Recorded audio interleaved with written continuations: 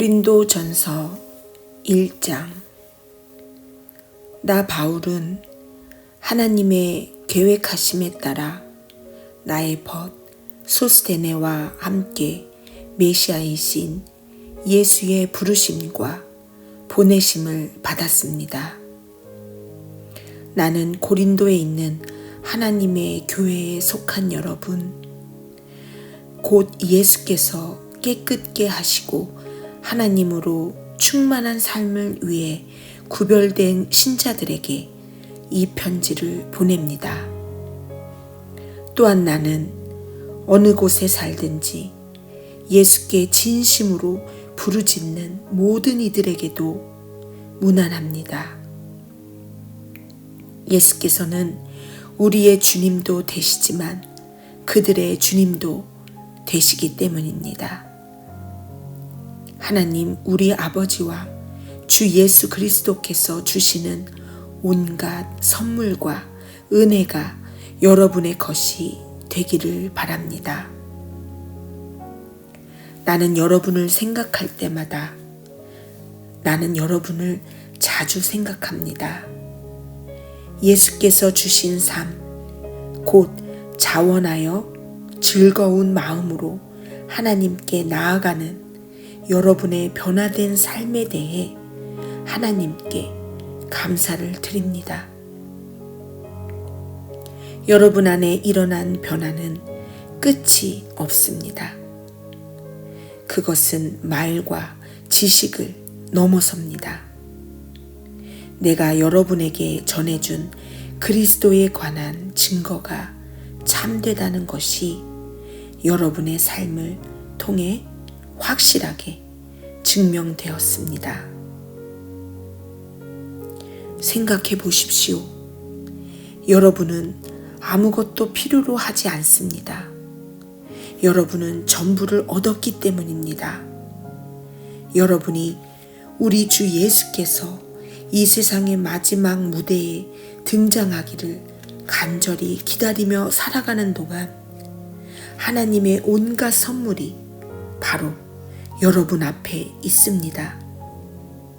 그뿐만 아니라 예수께서 모든 일을 마무리 지으실 때까지 하나님께서 친히 여러분 곁에 계시면서 여러분을 흔들리지 않게 해주시고 가던 길에서 벗어나지 않게 해주실 것입니다. 여러분을 이끌어 이 영적 모험을 하게 하신 하나님께서 자기 아들이시며 우리 주님이신 예수의 생명을 우리와 함께 나누고 계십니다. 하나님께서는 여러분을 결코 포기하지 않으실 것입니다. 그 점을 절대 잊지 마십시오. 나는 깊이 우려하고 있습니다. 이제 우리 주 예수의 권위를 빌려 나의 벗인 여러분에게 그것을 말씀드리겠습니다. 절박한 심정으로 말씀드립니다. 서로 사이좋게 지내십시오. 서로 배려하는 법을 익히고 공동체로 살아가기를 힘쓰십시오. 내가 이런 말씀을 드리는 것은 근로의 가족 가운데 몇 사람이 나의 마음을 몹시도 불안케 하는 소식을 가져왔기 때문입니다. 여러분이 서로 다투고 있다는 것입니다. 내가 들은 것을 그대로 옮기면 여러분이 너나 없이 편을 갈라서 나는 바울 편이다. 나는 아볼로 편이다. 나는 베드로의 사람이다. 나는 메시아 그룹에 속해 있다. 고 말하면서 돌아다닌다고 하더군요. 여러분에게 묻습니다. 그리스도께서 우리가 저마다 나누어 가지도록 조각조각 갈라지기라도 하셨습니까?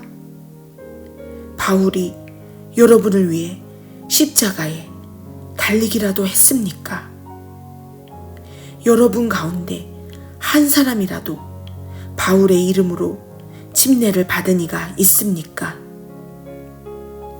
나는 그리스보와 가이오 외에는 어느 누구에게도 침례를 주지 않았습니다. 여러분의 소식을 듣고 나는 그들 외에 아무에게도 침례를 주지 않은 것을 다행으로 여겼습니다. 내 이름으로 침례를 받았다고 떠들며 돌아다니는 사람이 하나도 없을 테니까요. 그러고 보니 스데바나 가족에게도 침례를 준 일이 있군요. 그러나 내 기억으로는 그것이 전부입니다. 하나님께서는 나의 추종자들을 모으라고 나를 보내신 것이 아니라 그분께서 친히 이루신 일에 관한 메시지를 전하고 그분의 추종자를 모으라고 나를 보내셨습니다. 그분은 화려한 말솜씨로 메시지를 전하라고 나를 보내신 것이 아닙니다. 그랬더라면 메시지의 중심에 자리한 강력한 사건, 십자가에 달리신 그리스도, 이 미련하고 어리석은 몇 마디 말 때문에 하찮은 것이 되고 말았을 것입니다. 십자가에 달리신 그리스도를 가리키는 메시지가 멸망하기로 굳게 결심한 사람들에게는 어리석은 것처럼 보이겠지만 구원의 길에 들어선 사람들에게는 완벽하게 이해될 것입니다. 이것이 하나님께서 일하시는 방식입니다. 그리고 그것은 가장 강력한 방식임이 입증되었습니다. 성경에 이렇게 기록되었습니다. 내가 세상의 지혜를 뒤집어 엎고 전문가라는 자들이 얼마나 정신 나간 사람들인지 폭로하겠다.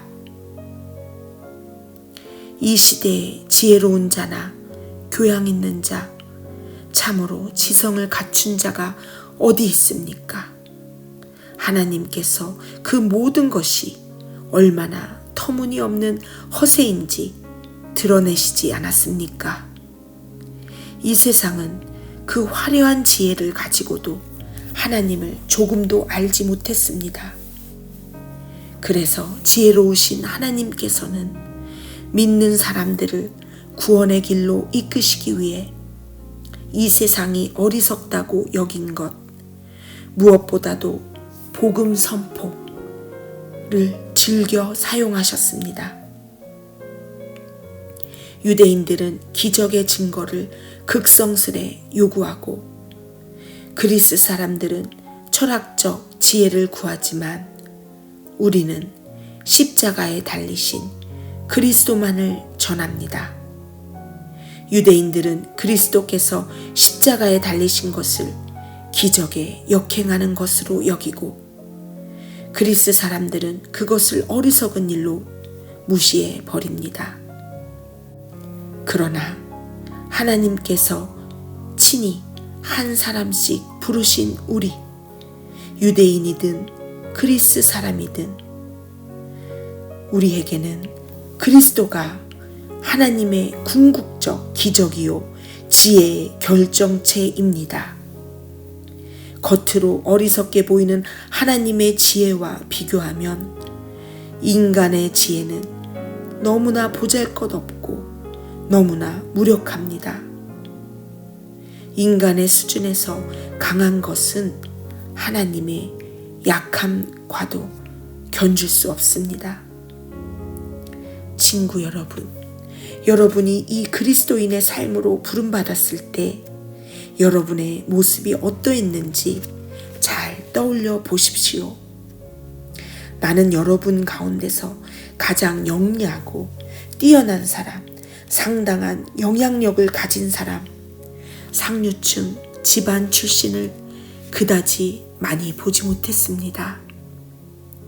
하나님께서 잘났다고 하는 사람들의 그럴듯한 허세를 폭로하시려고 홀대받고 착취당하며 학대받는 사람들, 곧 아무것도 아닌 사람들을 일부러 택하신 것이 분명하지 않습니까?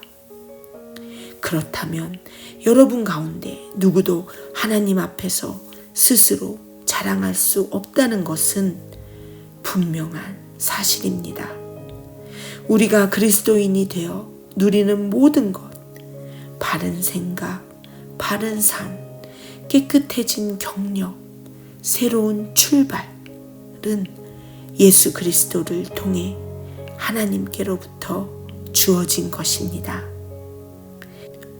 자랑을 하려거든 하나님을 자랑하라는 말씀이 있는 것은 바로 그 때문입니다.